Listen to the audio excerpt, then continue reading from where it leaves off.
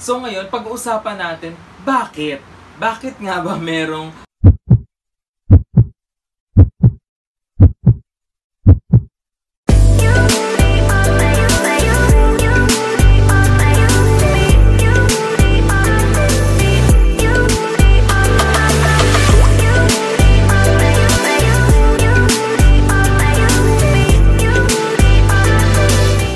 Hi guys, I'm G of Lush Lifestyle Plants and welcome back to our official YouTube channel, Lush TV. So for today's episode, ang pag-uusapan natin ay ang toxicity level ng Monstera Deliciosa. Now, I'd like to put a disclaimer bago natin simulan yung video na hindi po ako expert, hindi po ako botanist, or wala akong background sa components ng mga halaman. Yung mga information na i-share ko po sa inyo ay galing sa experience ko sa pag-aalaga ng halaman at sa konting research ko sa tuwing bumibili ako ng halaman. Also, wag niyo pong isipin na kaya ko to ginawa is para mag-panic kayo. Wala pong dahilan para mag-panic kayo kung meron kayong Monstera Deliciosa dahil ituturo naman natin yung mga precautionary measures na pwede natin gawin kung nag-aalaga tayo ng Monstera Deliciosa. So first, ano ba yung toxic component ng Monstera Deliciosa? Ang toxic component po sa kanya ay yung tinatawag natin calcium oxalate. Now in most cases, ang calcium oxalate po, ang sabi nila is it is an organic acid. So meaning to say, nai-eliminate din naman natin siya talaga through urine and stool. So hindi lang siya natitake nung merong mga allergy or nung mga hayop or mga alagang hayop natin sa bahay. Most especially the dogs, the cats, and the rabbits. So, yung component niya na calcium oxalate, ang sabi nila, nagkakaroon lang naman siya ng masamang epekto sa katawan natin kung kakainin siya in large amounts. So meaning to say, siguro mga 10 dahon, 5 dahon ng malalaking Monstera Deliciosa bago magkaroon ng effect. Now, ano-ano ba yung mga epekto kapag nakain natin siya?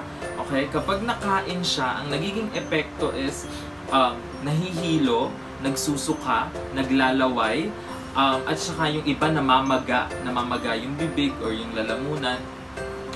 Yun na, ang tingin ko, yun na yung medyo delikado dahil yun na yung parang siguro allergy effect na yun. But again, I'm not an expert. In terms of yung sa paghipo, yung sa madikit ka sa kanya, wala naman akong experience na merong kahit yung, for example, nag-propagate ka, tapos di ba meron siya mga katas-katas, kahit madikit siya sa skin ko, wala naman personally, wala akong naramdaman, wala akong naging experience na hindi maganda sa Monstera Deliciosa, or kapag yung hinahawakan lang or wala akong nararamdaman, wala akong share na negative experience about that. So huwag kayong magpapanik.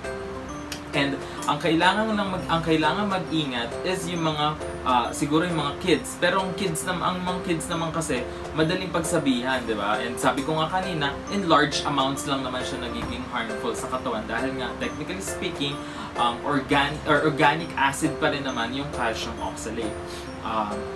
Pero sa dogs and cats, meron siyang effect talaga dahil siguro nga dahil mas maliit, I'm just assuming na dahil mas maliit yung mga organs nila, mas madali silang maaapektuhan. But sa dogs and cats, kapag nagsimula na nilang matikman yung dahon, meron silang mararamdaman na stinging effect, parang na-kuryente or na-ground. Ganon, parang silang nag-ground. So, magba-back off na sila. Technically, nagba-back off na sila. Pero kung hindi, just like what I mentioned sa iba kong video, maganda na ma-note natin kung gaano karami yung amount na nakain ng aso at pusa natin para kapag dadali natin sila sa vet, masasagot natin. And kapag tinanong ko ano yung nakain, alam natin yung halaman at alam natin yung component na medyo toxic nga, which is the calcium oxalate. So, sa rabbits naman, kaya ko sinabi na medyo mas delikado sa rabbits because wala silang mararamdaman na stinging sensation. Yun ang sabi nung sa research na nabasa ko. Wala silang mararamdaman na stinging sensation kapag nakain nila to. So it could be nakain na nila ng buo at saka nila mararamdaman yung toxic effect sa kanila. So siguro konti lang din naman yung nag-aalaga ng rabbits dito na pinapakawalan, di ba? Usually nakakulong naman sila. But it's also a very good to know information.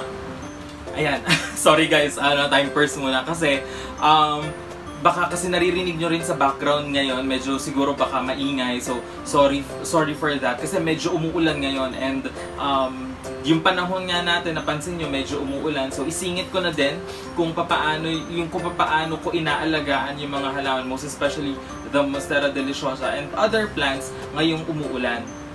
So, first is this one. Gumagamit ako ng grow light sa kanila kasi madalas nga na medyo makulimlim, madilim yung panahon, walang araw. So, I make sure na yung mga halaman na kailangan pa rin ng bright and direct light o kaya ng kung dati napapaarawan ko kahit papano, hindi ko napapaarawan ngayon. Ginagamitan ko sila ng grow light, ito. Kasi I find it very useful, lalo na ngayon, kahit hindi umuulan. Like for example, kapag may mga araw na parang nafe-feel ko na kailangan pa niya ng sunlight or ganun yung effect na ibinibigay ng grow light. So itong stand, kasi may nagtanong na rin sa akin minsan, ililink ko na lang din kasi itong stand, mataas siya talaga and kapag nakataas siya, maraming nasasakop yung ilaw, kaya nasusulit yung grow light, kaya binili ko din tong stand na to. So yung stand and grow light, tinitinda yan separately sa Lazada, ililink ko na lang sa baba dahil alam ko marami ding nagtatanong at maraming naaapektuhan ngayong nagtag-ulan nga. And magagamit siya kahit hindi naman tag-ulan. So ilalagay ko yung link sa baba para makabili din kayo sa Lazada. And kung mapapansin nyo, itong moisture meter, ayan, palagi lang siya dito ngayon sa Monstera kasi dahil nga makulimlim, madalas umuulan, matagal bago matuyo yung lupa. Natural naman yun. So, ayokong magkamali na madidiligan ko siya too soon. Tapos biglang mag-root rot, mamatay. So, palagi siyang andito. So, nakikita mo, ayan, moist pa siya ngayon. Nasa gitna, moist pa siya ngayon. So, hindi ko pa siya dinidiligan. Hihintayin ko siyang maging on the dry side bago ko siya diligan ulit. Kasi nga, ayokong magkamali ngayong tag-ulan. So, nasingit ko lang yon. So ngayon, pag-uusapan natin, bakit? Bakit nga ba merong toxicity level ang mga halaman? And mind you guys, hindi lang Monstera Deliciosa, halos lahat ng ornamental plants mayroong toxicity level. So, the reason is because protection nila yon. Just like yung mga cactus. Yung mga cactus, meron silang mga spikes, di ba? Mga tusok-tusok sa gilid.